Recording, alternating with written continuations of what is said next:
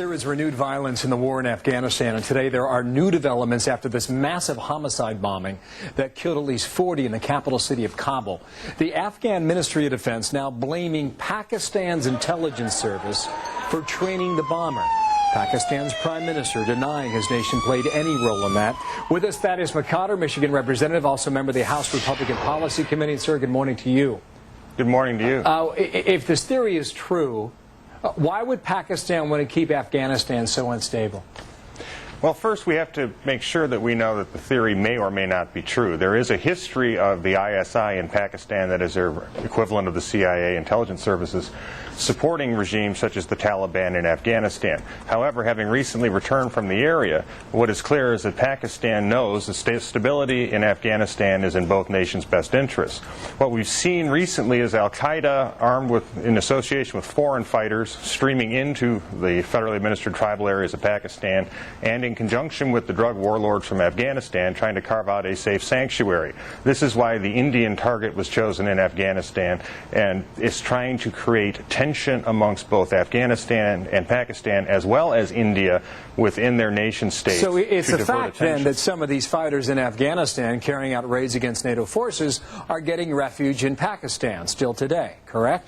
They are trying to carve out a sanctuary by killing local leaders, by terrorizing populations, so that they can then engage in cross-border attacks against NATO and U.S. forces. Let me phrase it a different way. Can you get stability in Afghanistan without the help of neighboring Pakistan?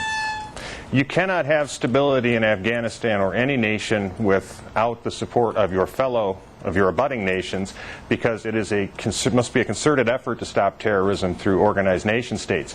Pakistan has to understand, and I believe that they do or are starting to, is that they are not a proxy army for the United States and NATO in policing their federally administered tribal areas, but they are first and foremost defending the security of their own nation. That point has to continue to be stressed to them so that they participate in a very constructive way in preventing these cross-border Without incursions. that stability is elusive. Yeah. A Taliban as a fighting force, are they standing up to NATO forces in any sense? Or when they go head-to-head, are they getting wiped out, sir? They tend to be getting wiped out, although we have seen increasing evidence that their tactics are evolving, that they are becoming more and more capable in terms of fighting our forces, yet they still prefer to attack our forces, inflict damage, and then flee into the countryside or flee across the border into Pakistan. One final thing here, and this came out late last night, confirmed today. The USS Abraham Lincoln, an aircraft carrier in the Persian Gulf, has now been ordered out of the Persian Gulf, directed to steam toward the southern border of Pakistan, ostensibly to launch airstrikes over the ground in Afghanistan. Is that a signal that the war in Afghanistan has reached another level? I think it is a signal that the responsibility of the United States government has been accepted to provide our troops with every opportunity they have to survive and win in Afghanistan. And it would be anything but it would be imprudent not to provide them air cover if they need it.